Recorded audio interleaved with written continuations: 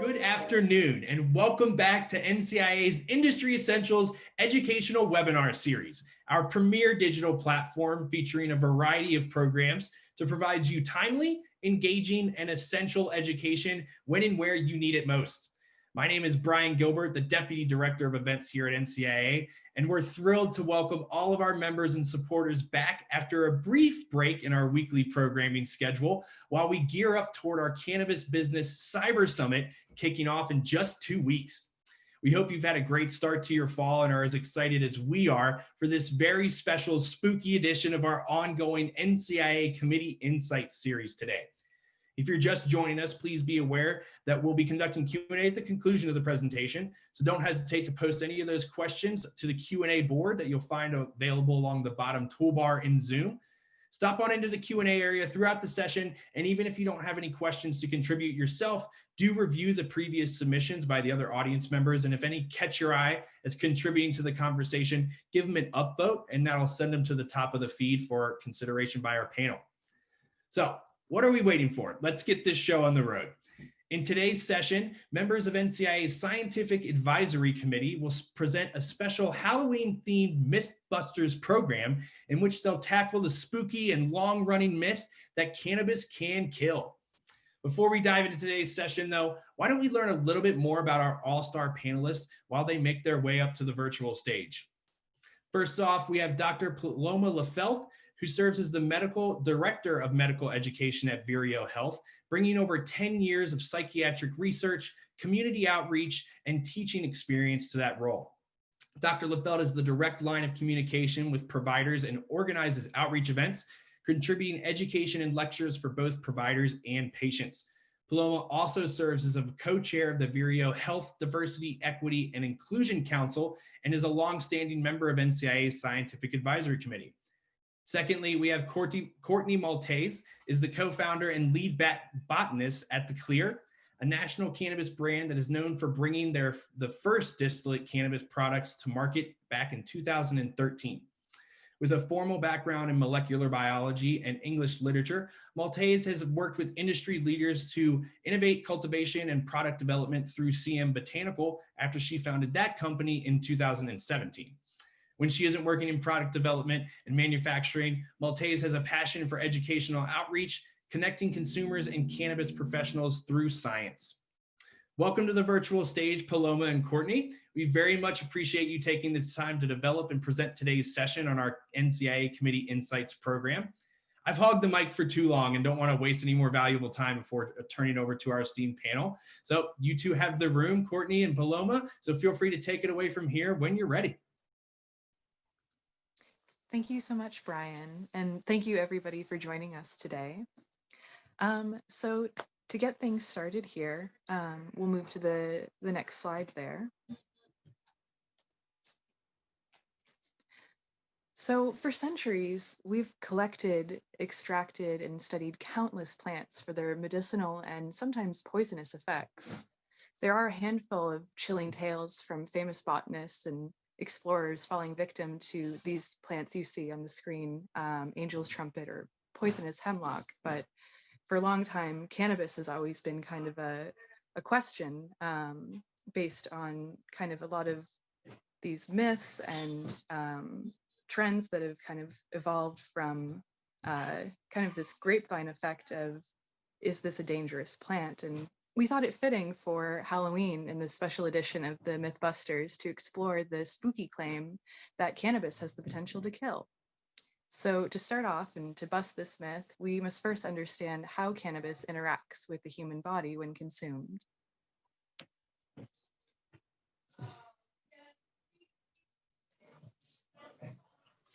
Thank you, Courtney, and thanks so much for sharing the virtual stage with me. And thank you everybody so much for attending this really important and spooky topic today. To quote Bill Murray, the famous cannabis connoisseur, he said, "Isn't it ironic that the most dangerous thing about cannabis is getting caught with it?" So to explore that further, we're going to talk today about why cannabis is or is not lethal, We have that poll open. I'd really be interested in seeing what the participants think if cannabis can kill you. But we're going to start by comparing cannabis. Oh, I see the poll. Thank you. No. So you all are, for those of you that said no, we'll see if you're right by the end. Hint, hint, you are. So today, in order to understand why cannabis is or is not lethal, we have to compare it to another system in our body and review some brief neuroanatomy.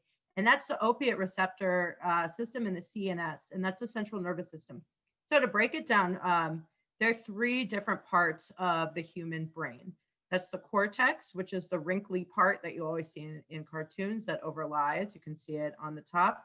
And then that contains all of our lobes. Our frontal lobe, which is responsible for higher thought processing, for our cognition that we have as human beings, as well as our inhibition.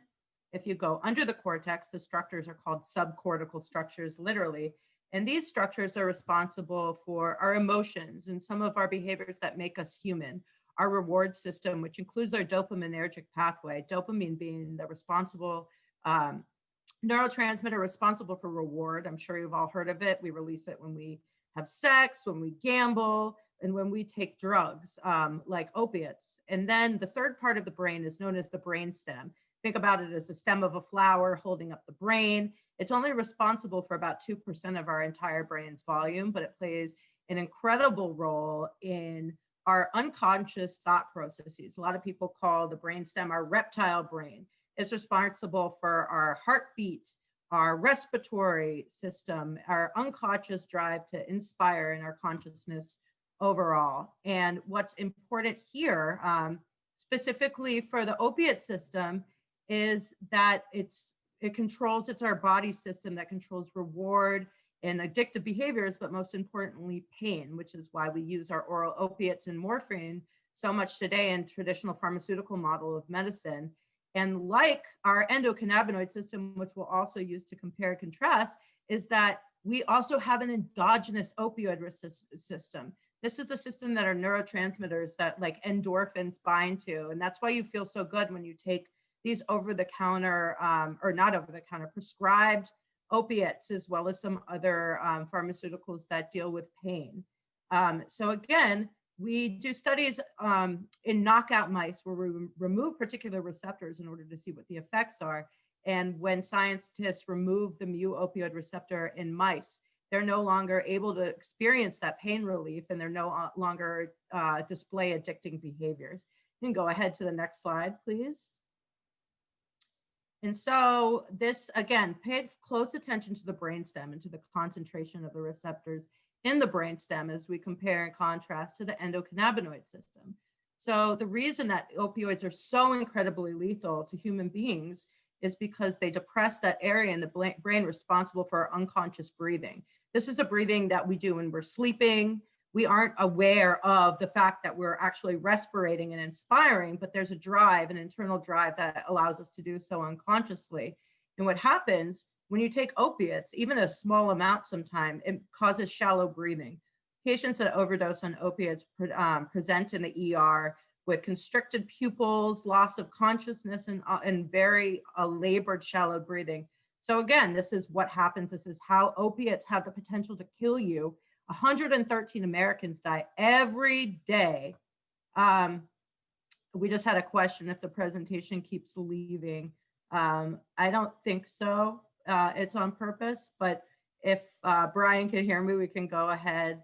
Yes. So this is another place in our brainstem, again, that we're unable to control. So the opiate receptors, when they're activating, actually suppress this drive, and we're no longer able to breathe. And that's eventually what causes people to die.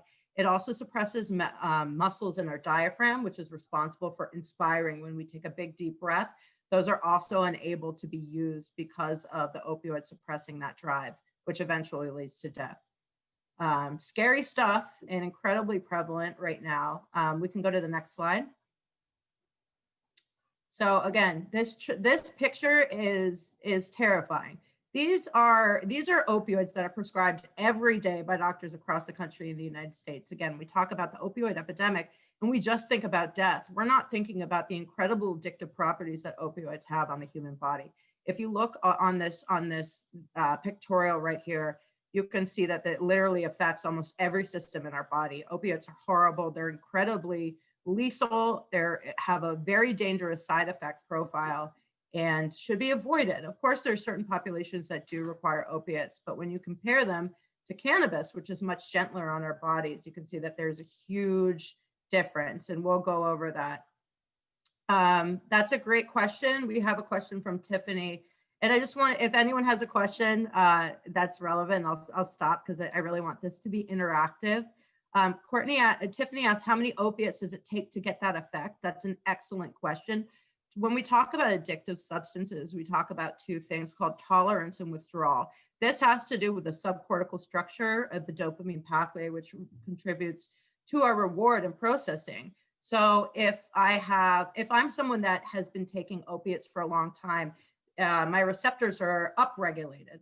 But if that isn't available, people don't need as much of a dose. So what happens a lot, especially with the opioid epidemic, is people go away to rehab.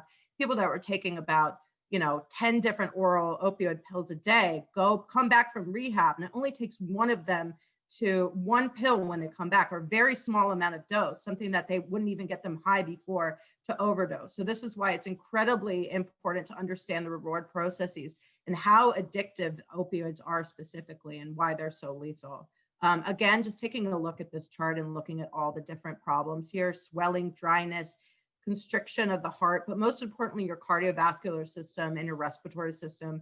That's what causes you to die. And it's incredibly concerning. I know that some of you have seen the new $8 billion lawsuit against Purdue Pharmaceuticals, because what happened when these came out, it was a miracle to Western medicine. People had the oral opioids in their toolkit and really thought that this was going to help chronic pain patients. And Purdue Pharmaceuticals did not convey the incredibly dangerous side effect profile that comes along with opiates. You can go to the next slide, please. So for this topic today, we're comparing opiates with cannabinoids and exogenous cannabinoids. So just a brief review or introduction to the types of cannabinoids. You can break them down into two different categories. The two on the right, phytocannabinoids and synthetic cannabinoids, are what we call exogenous cannabinoids. In other words, we don't produce them in our body. We take them by outside means. Phytocannabinoids is our cannabis plant, our plant of 113 different cannabinoids and over 1,000 different medications. And then our synthetic cannabinoids, which have been manufactured and made by different drug organizations, the FDA. Marinol is a great example. And again, although synthetic cannabinoids compared to phytocannabinoids have a much harsher side effect profile, there's still nothing compared to that of the opiates that we use. You can go to the next slide. And so now I'm just going to talk about the endocannabinoid system, which is our endogenous cannabinoid system, just to compare with our endogenous opioid system. You can go to the next slide. I always use this slide. I think it's so important. This is a huge point that I think all of us in the industry and not always need to remember. These are our main systems in our body. This is what we're taught about in all of the schools that we go to. And what's missing here is the endocannabinoid system. This would literally be like not being able to have a knowledge of the cardiovascular system, yet still prescribing different medications as a physician or as a pharmacist that affects the cardiovascular system. So incredibly dangerous that we completely miss this whole important endogenous system, organ system in our body that literally interacts with every other system.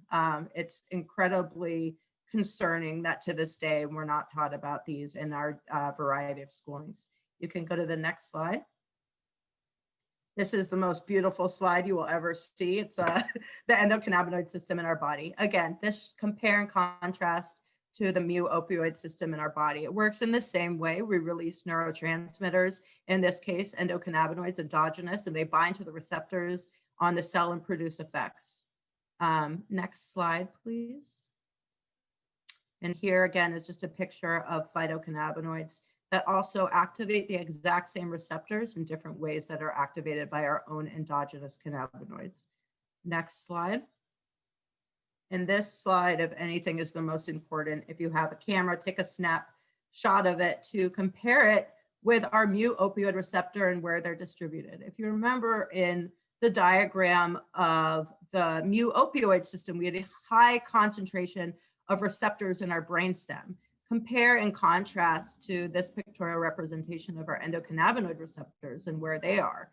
Again, cerebral cortex, this is responsible for our cognition.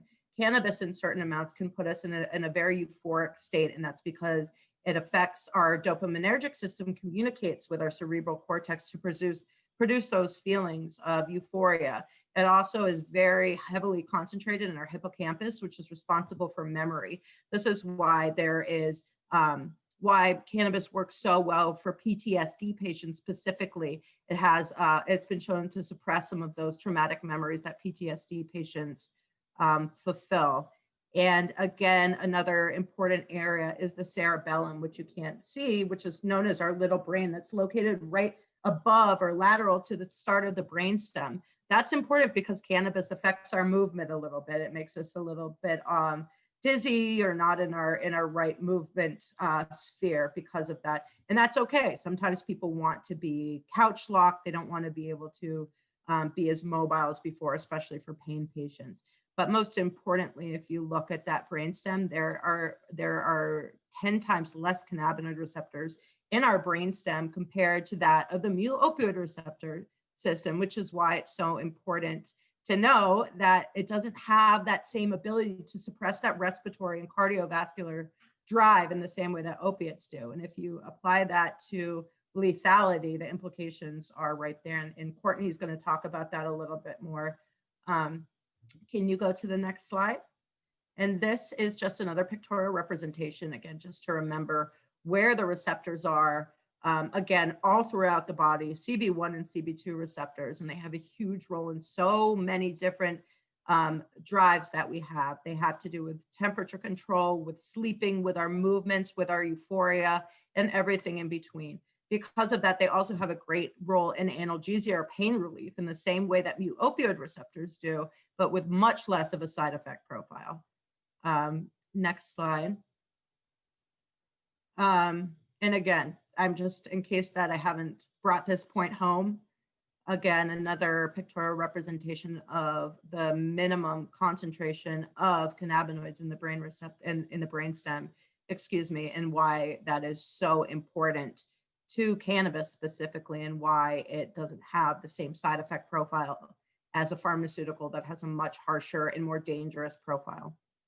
Next slide. And so what are the side effects of cannabis? We talked about this a little bit. One side effect that we won't experience is difficulty breathing or respiratory depression. And some of the most common side effects are actually ones that a lot of patients want to achieve, such as somnolence or sleepiness. Cannabis is great for insomnia. For those of you that have taken opiates before for surgery or otherwise, you also experience this side effect of sedation, which is desirable in these patients. You don't want to be completely conscious after you've received surgery, but cannabis has a similar way to act on the body and make you incredibly sleepy and distract from the pain in the same way that opioids do. Again, cannabis is not without its own dangers. There are some really rare side effects that occur, and it's incredibly important to relay those and not ignore them. It's not a miracle panacea. There are some difficult side effects that are achieved when taking particular doses of cannabis that want to be avoided, and we'll talk about that too. But just to make everyone aware that cannabis is not completely safe, and there really is nothing that you put in your body that is, maybe water. You can go to the next slide, Brian. And I'm going to turn it over to my co-panelist, Courtney. Yes. So when considering how toxic any substance might be, there are actually a few different ways that we can evaluate this. One of those, one of the most common being lethal dose measurement, or LD50, which you may or may not be familiar with, but LD50 is a measurement of toxicity with LD standing for lethal dose. And it's the amount of any material given all at once, which causes 50% death in a group of animals tested. So LD50 is one way to kind of measure the short-term poisoning of a potential material. So theoretically, it is possible for a person to consume a lethal dose of cannabis. Say the average joint of cannabis is weighed around 0.9 grams. So a cannabis smoker would theoretically need to consume about 200,000 to 400,000 times that single joint, which is approximately 1,500 pounds of cannabis, or 680 kilograms. And you would need to be able to do this within a 15-minute duration to induce a lethal response. And I'm sure many of you, yeah, it could be a challenge. That might be a challenge, but you know, we've been joking through the process of bringing this information together for you that really it's almost more dangerous for that amount of cannabis to actually like fall on you with the weight of it, because it really would be almost impossible for a human at our size ratio to actually consume that much. And through this graph, you can kind of see the contrast there between cannabis and a couple other different substances that have been tested for this. And alcohol, GHB, heroin all have significantly lower toxicity levels, around 10 LD50. So that would mean a 60 kilogram person would need to consume 300 grams of alcohol for a lethal dose, which is around 30 standard drinks in a short duration of time. So substances like cannabis or even LSD or psilocybin have such high LD50s, around 1,000 or potentially higher, making it very unlikely for someone to overdose simply from consuming these substances. And that isn't to say that it isn't necessarily dangerous or safe to consume them, that oftentimes I think a lot of the dangers of cannabis consumption and lethality or lethal dosing is more around the activities and operating equipment that could potentially cause danger while consuming cannabis under that influence. If we could switch to the next slide there. Yeah, so essentially to kind of round that off, the lethal response is induced when the smoker consumes this high of a quantity, that it really goes to show, kind of tying this together, how the brain interacts with cannabis, that this is generally such a safe substance to be working with in that way. But just simply paying attention to dosing can make all the difference in the experience, as I think a lot of us are now considering the cannabis overdose, although not lethal, is still a very unpleasant experience for many people that have consumed it. So understanding how we kind of administer at different ways of consuming vary from patient to patient. And we can switch, there we go. So we cannot assume that any product that is naturally derived from plants is inherently safe to consume, as there's so many different considerations when looking at toxicity overall. Cannabis does not meet this criteria. It is a mild skin irritant when working with the live plant or processed plant material from an industry perspective, making it important for people handling cannabis material to have proper safety gear and protect skin, eyes, and respiratory systems from long-term exposure. But when considering the toxicity of consuming cannabis, as I said, it may not be lethal, but there are unpleasant side effects to be considered. We can pass to the next slide there.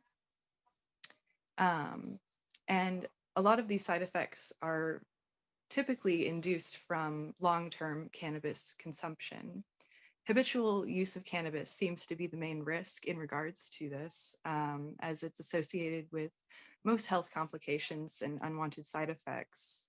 The National Institute of Drug Abuse conducted a study comparing cannabis dependence to other substances, concluding that cannabis is about as addictive as a substance like caffeine, while being 3 times less addictive than a substance like tobacco.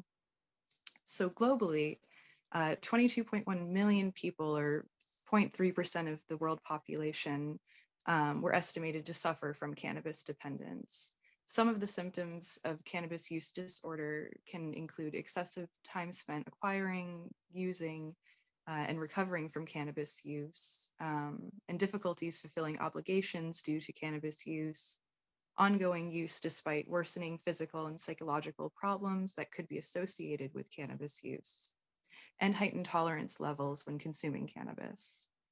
So depending on how many of these criteria apply to an individual dictates the severity of dependence from moderate to severe. And with these, you can kind of find some of these side effects ranging from psychological to physiological within that. So here you can see how the death rates for substance abuse vary between substances based on statistics from the National Institute of Drug Abuse. Based on these death rates, it's clear to see the connection between low LD50 rates and how common it is for fatal overdoses to occur when consuming opioids specifically, or alcohol.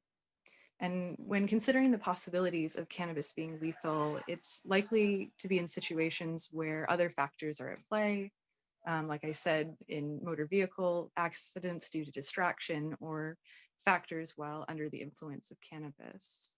However, even though it isn't deadly, it is possible to overdose. And this typically is based on the adverse side effects that can occur when consuming too much cannabis in one sitting. And as we discussed before, this can vary from common side effects like dizziness to more rare side effects like anxiety.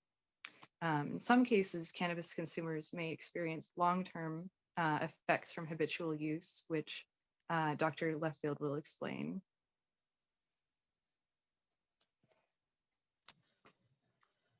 Yes, I was just checking out the Facebook that people are amazed by the fact that how do you smoke 1,500 pounds in 15 minutes? It's such a ridiculous statistic, because I think now we can agree. Courtney, would you like to agree with me that we're going to bust the myth? Let's bust it. It's busted hard. It's busted really hard. And I think it's incredibly important. And we've reiterated the fact that you can overdose from cannabis. Yes, busted, Brian. You can overdose from cannabis. So it can be dangerous, especially for particular populations that I definitely want to bring up. I'd be remiss if I did not. So in medicine, with all pharmaceutical drugs, there are things called absolute contraindications and relative contraindications. Absolute contraindications are under no circumstance so that should this particular population use the drug. Relative contraindications are try to avoid the drug if possible. If it's the only treatment available, then you can still give it to your patients. So the absolute contraindication for medical cannabis is anybody that has a history or is suffering from acute psychosis. And this includes people that have a first-degree family member that also suffers from acute psychosis. Psychosis can be because of a biological illness, such as schizophrenia, or it can also be because of natural effects, such as patients that have particular types of dementia. Cannabis in these populations should always be avoided, and that's for a number of different reasons. We went over where cannabinoid receptors are, and this makes people like this more prone to experiencing onset of psychiatric symptoms that otherwise would be able to be avoided. So that population should absolutely avoid cannabis at all costs. Other contraindications are people that suffer from severe cardiovascular illnesses. If anybody read the New York Times today, there was an article about patients with cardiovascular diseases and why it should be avoided. People that have a recent history of a myocardial infarction or heart attack should also avoid high THC products with cannabis, because THC does have the propensity to increase the heart rate or throw off the natural rhythmic heartbeat of the cardiovascular system. Other populations that we're really not aware of right now, but we actually advise in all of our dispensary locations that they do not consume cannabis, are pregnant or lactating women, as well as people that are under the age of 25. There are obvious exceptions to this, such as epileptic patients, but for the most part, cannabis should be avoided in these populations. Next slide, please. And then again, Courtney and I did mention that there is not only can cannabis be dangerous for particular populations, it also can be addictive in people that have a propensity to suffer from addiction. And that's, as we mentioned, those subcortical structures, that dopamine pathway, cannabis activates it. Cannabis makes you feel good. People seek it out. It's, when you get used to having a substance in your body, whether it be because you're clinically deficient in endocannabinoids, your body becomes reliant on that substance. It's much less addicting than some of our traditional sleep aids, such as Ambien and our opioids, of course, but there are a particular population of people that are susceptible to cannabis use disorder. This is listed in the DSM, which is the Diagnostic Statistical Manual. It's the psychologist's Bible for diagnosing diseases. And they found that about 10 to 13% of cannabis users suffer from this. And really the way to show that somebody is addicted to a substance is if it affects or interferes with their daily activities.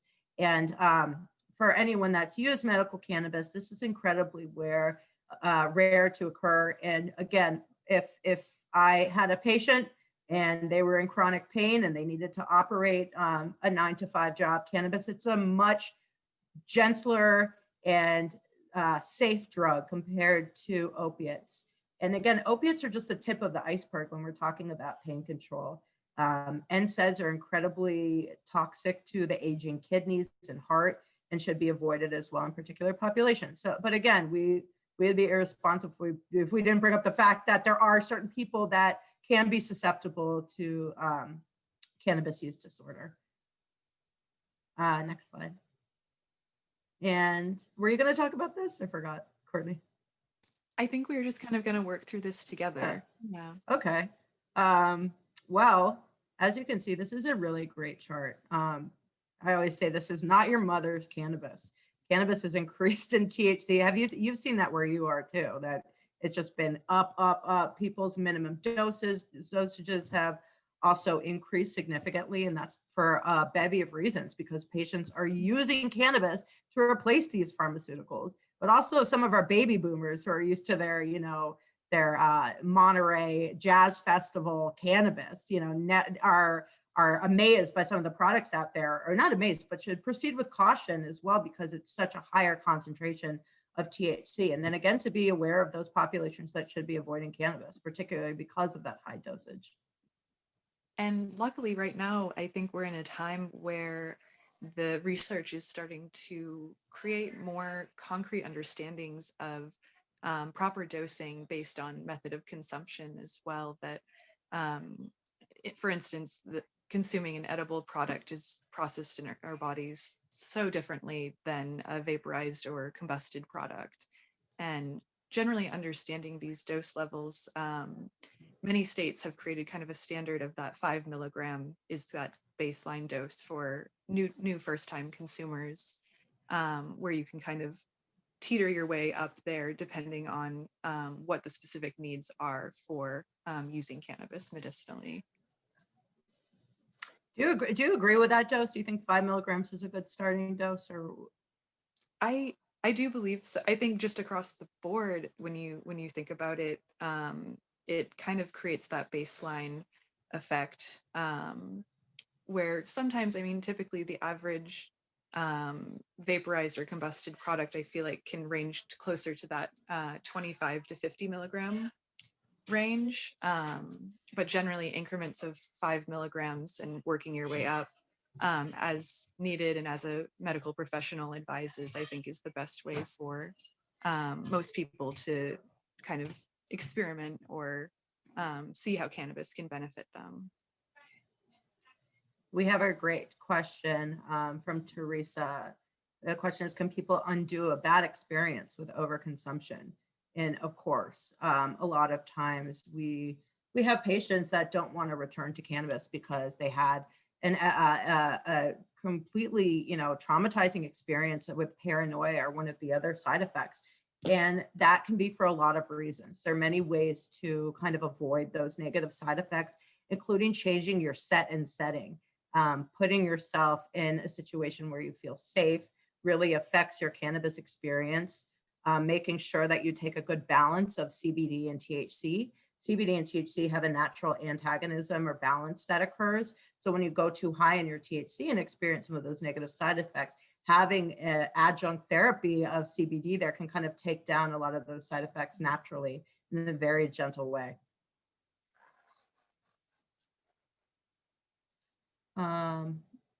Alrighty, I think we can go to the next slide. So again, now that this myth is busted, this is a great slide because, you know, not everybody can completely stop taking opiate medications, particularly in populations. Post-surgical patients need to have opiates if they're in extreme pain. Cancer patients need to have opiates if they're in extreme pain. End-of-life care, people need to have opiates. And the best part about cannabis is that it synergizes with opioids, meaning the sum of the parts is greater than the whole. So what happens a lot of times for patients that can't completely taper off opiates, they can actually decrease their dose significantly because of the synergy that occurs with both cannabis and opioids, which is truly amazing, especially with the epidemic that's going on. Next slide. And just from epidemiological data that's been going out, a University of Richmond study showed that states in which medical cannabis was legal, the opioid-related death and medical complications in those states particularly decreased significantly, which is truly amazing and just a testament to the power of cannabis as an analgesic medication. And go to the next slide.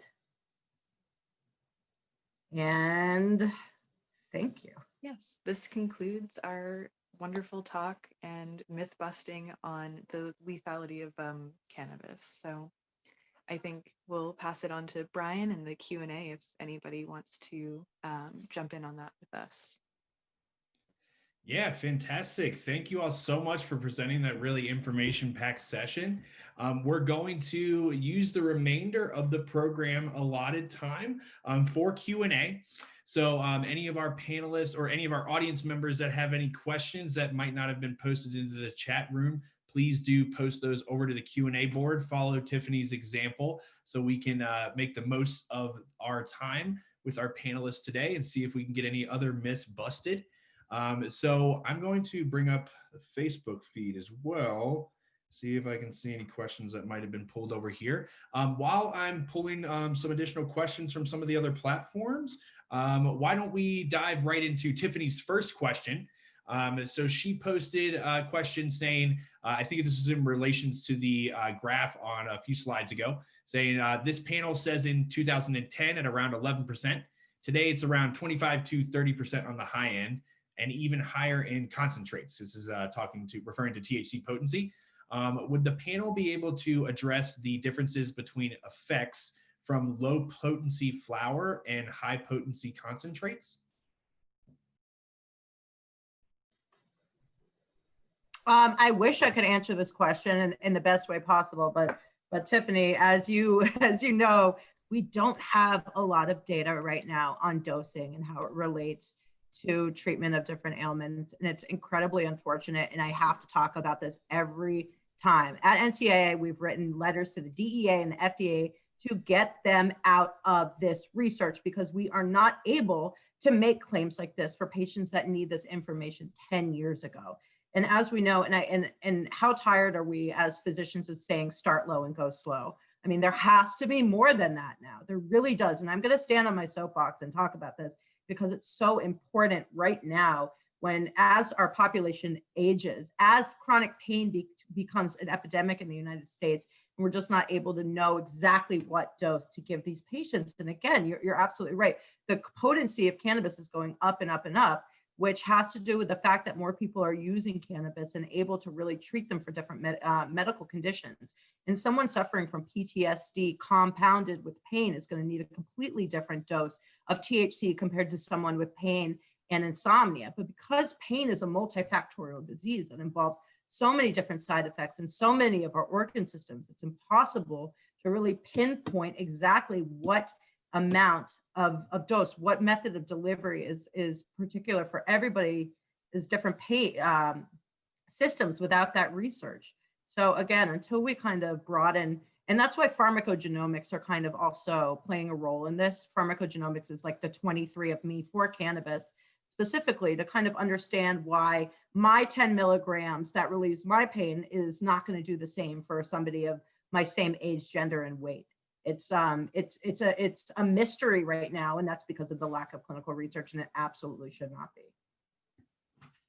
Yeah, great. Thank you for addressing that question. We've got another question from Tiffany that's pretty much in line with that one. So this does sort of circle back into the lack of clinical research. That can be an answer that could suffice. But Tiffany says, so it's not lethal, and it also makes your opiates work better, so you don't need as much. Do we have any research on how much cannabis is needed to get that similar effect to opiates? That's a great question. And sorry, Courtney, if you want to answer this, or we can piggyback off of each other. So opiates and cannabis work on the same receptor. It's called a G protein 7 times transmembrane receptor. It looks like a squiggly line that passes the membrane, and they're the same type of receptors. So that's why they synergize so well, which is truly amazing. But again, we don't have that research. Vireo Health, the company I work for, actually has a $3.8 million grant through the NIH, which we're studying out of one of our dispensaries in New York, where we're studying the effects of cannabis and opioids for chronic pain patients through a major medical institution, Montefiore in the Bronx in New York City. And again, unfortunately, we only have these observational studies, but we're finding and seeing it firsthand that patients that are requiring less and less opiates, and that's really the selling point to doctors to get them to become a cannabis doctor. You know, you don't have to give your patients these incredibly lethal and life interfering drugs anymore. You have other options. And once you kind of crack that door open and get them to start drinking the cannabis information out of a fire hose, the sky's the limit. And really, it just takes one patient to show firsthand that they're off this amount of opiates that has the potential to kill them. It's truly, truly amazing. Did you have anything to add to that, Courtney, or? I mean, no, I agree with everything that she was saying there. I actually was looking ahead to the next question about if there actually are known lethal doses. Dive right into it. Yeah, I'd be happy to. So the CDC has released information to say that there actually have been no shown actual lethal deaths from cannabis use. Now, there are cases where there have been motor vehicle accidents and accidents due to different kinds of distraction or potentially use of other substances in alignment with that. But as far as cannabis interacting with another substance or in itself inherently causing a lethal dose, there have been no proven deaths at this point for cannabis use. So I think that we can say that that myth has been busted. Oh, wow. All right, let me bring up the Facebook feed really fast and see. I hadn't seen any come in as of a few moments ago. Thank you, Tiffany, for help spurring the conversation forward. No, I don't see any additional questions on the Facebook feed at this time. So I guess before we start to wind things down, do either of our panelists have sort of a final thought that we would like to leave our audience members with? And then we'll start our typical sort of outro for the session. Sure. Let's remember today that we're still following the Antiquated Controlled Substances Act of the 70s. Right now, cannabis is a Schedule I drug. It's in the same category as heroin and peyote. Schedule I meaning that it has absolutely no medical benefit and it should not be used under basically any circumstances. Compare that now, and this is what our legislators are following today, which is why it's so impossible to study cannabis. Compare that to our oral opiates, which are Schedule II, meaning they're more available for providers to prescribe to their patients. And people are dying every day from drugs that are Schedule II compared to our cannabis is Schedule I. So in order to really crush that stigma, we need to get out there, work with organizations like NCIA in order to educate our legislators, our healthcare providers, and everybody about the fact that cannabis is not lethal. and really works for almost 20 different conditions. And there's no other single agent pharmaceutical that can do that. So destigmatize, deschedule, and educate. Happy Halloween. Don't be scared of cannabis. Brian, great background. And have a great day, everyone. Reach out if you have any additional questions. Fantastic. Well, thank you all so much, Paloma and Courtney, for presenting that really festive theme session that tied us in and got us ready for the Halloween week before we dove into it. I know that I'm eagerly awaiting this weekend to actually celebrate the actual holiday in earnest. So I'm really excited about that. Why don't we give a big virtual round of applause, all of our audience members. If you enjoyed yourself, raise your hand in the audience poll and we'll be able to see that on our end. Perfect. Awesome. So with that, as always, we're going to leave you all with a quick preview of the next few programs that are taking place underneath our NCIA Industry Essentials umbrella. First off, we have another edition of our monthly members-only fireside chats with NCIA's government relations team taking place this Wednesday afternoon. As I'm sure you all should know, next week Americans will decide who will occupy the White House for the next 4 years and which party will hold the majority in both chambers of Congress. In addition, voters in Montana, South Dakota, Arizona, and New Jersey will cast their ballots on adult use cannabis initiatives, while those in South Dakota and Mississippi will do the same for medical cannabis. Please join panelists to discuss each of these initiatives, the possible outcomes, and how it will affect federal policy priorities for NCIA. We'll dive into the specifics on each referendum and make sure that you have all the relevant information ahead of Election Day to make sure that you're up to date on the latest efforts and have all the details for you and your business. As always, our fireside chats with NCIA's government relations team are a members-only opportunity. So if you are one of the few non-members that are joining us or tuning in on Facebook, please do consider joining NCIA today to get exclusive access to that government relations focused content. And then next up, actually later that afternoon, we have another edition of our Service Solutions series, which will allow business owners the opportunity to learn more about premier products, services, and industry solutions directly from NCIA's network of established suppliers, providers, and thought leaders across the cannabis industry. You won't want to miss this session, as we'll be hosting a very enlightening conversation in which Cannabis Media discusses their 2 recent research reports, the Cannabis Software Stack, as well as the Point of Sale in the Cannabis Industry 2020 report. This session will analyze the market share of points of sale software platforms used by various cannabis dispensaries across the US, along with retailers, and dig into the trends discovered since their 2018 report. As always, our Service Solutions series is open and free to all members of the public, so do please consider registering today at NCIA's website, then invite as many of your industry colleagues or coworkers who might be interested in attending as well. And with that, thank you all so much for participating in another NCIA Industry Essentials educational webinar. A huge thanks again to all of our panelists, our audience members, and our member businesses, which make all of our work possible each and every day. You'll be directed to an attendee survey after the meeting room concludes, so please do fill out that. You'll gain immediate access to that awesome presentation that Paloma and Courtney just presented, and then stay on the lookout for a formatted video recording of this session to be posted first in our members-only community platform, NCIA Connect.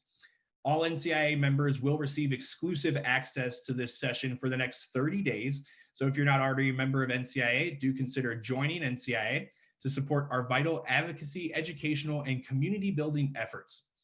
We'll leave you all with this end of event credit sequence, highlighting all of the 24+ member businesses that make up our scientific advisory committee for the upcoming 2020 to 2021 term.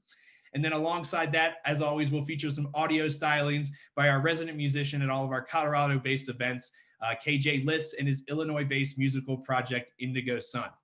With that, we hope that you all enjoy this upcoming week and upcoming holiday, and we'll see you hopefully on Wednesday for our double header of webinars taking place that afternoon. Thank you all so much.